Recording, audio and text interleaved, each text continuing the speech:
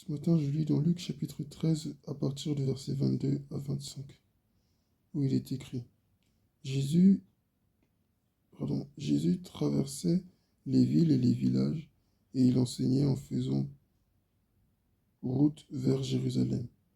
Quelqu'un lui dit: Seigneur, n'y a-t-il que peu de gens qui soient sauvés? Il leur répondit: Efforcez-vous d'entrer par la porte étroite. En effet, je vous le dis, beaucoup chercheront à entrer et ne le pourront pas. Quand le maître de la maison se sera levé et aura fermé la porte, vous qui êtes dehors, vous commencerez à frapper à la porte en disant: Seigneur, Seigneur, ouvre-nous. Il vous répondra: Je ne sais pas d'où vous êtes. Amen. Amen. Ici, c'est un rappel par rapport au retour de Jésus. Amen. Amen. Notre Seigneur, notre Maître, celui que nous avons adoré pendant de longues années, pendant plusieurs mois, pendant plusieurs jours, pendant une grande partie de notre existence, va bientôt revenir. Il est à la porte. Il a déjà la main sur la poignée. On peut même dire même qu'il est déjà là. Et c'est dans quelques minutes, dans quelques secondes que l'Église sera enlevée. Et il faut que nous, les enfants de Dieu, nous soyons prêts à son retour. Mais comment être prêt à son retour? C'est très simple, c'est pas difficile. Il suffit simplement de lui donner toute la priorité Amen. de nos vies. La priorité dans mes choix de vie, dans ma journée. Combien de temps est-ce que je lui consacre? Des fois, certains parmi nous sont en vacances. Et la seule chose qui les préoccupe, c'est de savoir où est-ce qu'ils vont aller en vacances. Avec qui est-ce qu'ils vont aller en vacances? Les activités qu'ils vont faire. Je ne comprends pas ces chrétiens qui disent que pendant les vacances, c'est dur de se rapprocher de Dieu. C'est vraiment pas possible. C'est justement le moment propice même pour se rapprocher de Dieu. Parce que tu as plus de temps devant toi pour te rapprocher de Dieu. Il n'y a pas l'école pour dire que tu as des devoirs à rendre. Si tu travaillais ben, et que tu es en vacances, ben, tu es en congé. Donc c'est vrai que tu vas te reposer. Mais tu peux aussi prendre du temps pour te rapprocher de Dieu. Même en vacances, même là où tu dis que tu vas là. Là-bas aussi, tu peux prendre des temps de prière pour te rapprocher de Dieu. Amen. Celui qui veut vraiment se rapprocher de Dieu, il peut le faire, il va trouver le moyen de se rapprocher de Dieu. C'est comme on va dire que là, oui, tu dois te rendre à une destination, tu dois aller quelque part. Et c'est vraiment urgent, il faut à tout prix que tu y ailles. Même si là, tu rencontres un problème aujourd'hui, mais tu vas trouver tous les moyens du monde pour essayer de te rendre à cette destination. Parce que c'est important, ça urge. C'est un rendez-vous, c'est quelque chose d'important. Tu, tu, tu, tu as signé un contrat, merci, tu as signé un contrat de travail. Et voilà, tu vas tout faire pour y aller. Mais là, on parle de ton salut, de ton âme.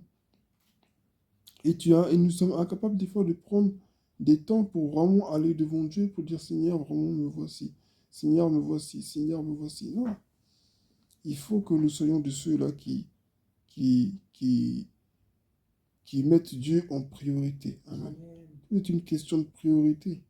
Il dit: quand le maître de la maison se sera levé et aura fermé la porte, vous qui êtes dehors, vous qui êtes en dehors de sa présence, vous qui n'avez pas pris au sérieux votre marche chrétienne, vous qui n'avez pas pris le temps de le chercher pour savoir ce qu'il attendait réellement de vous, vous qui avez négligé sa parole, vous qui avez négligé ses instructions, vous qui avez négligé le Seigneur, vous resterez dehors. Et vous commencerez à frapper à la porte en disant: Seigneur, Seigneur, ouvre-nous. Il vous répondra: Je ne sais pas d'où vous êtes.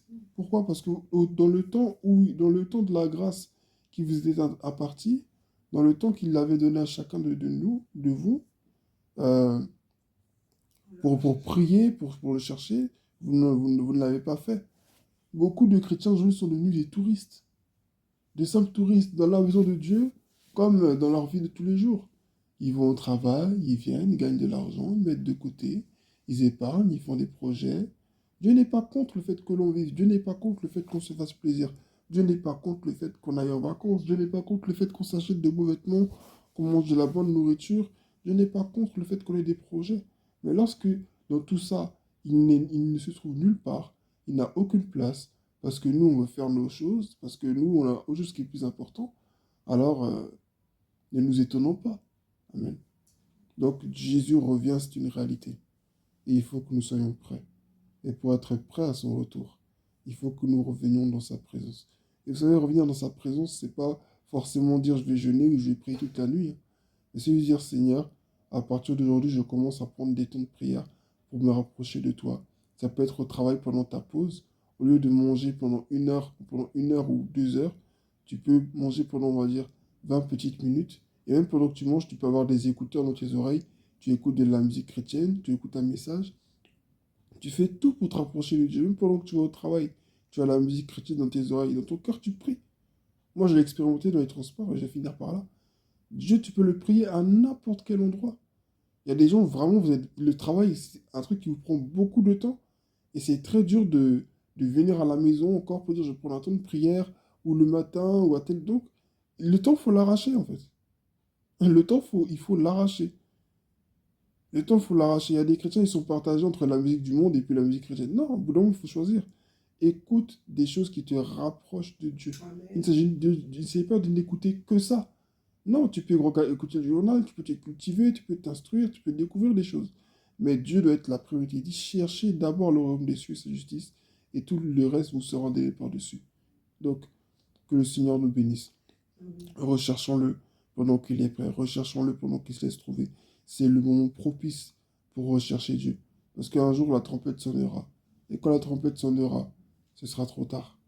Tu auras beau prier ce jour-là pour dire Seigneur, pardonne-moi, c'est trop tard.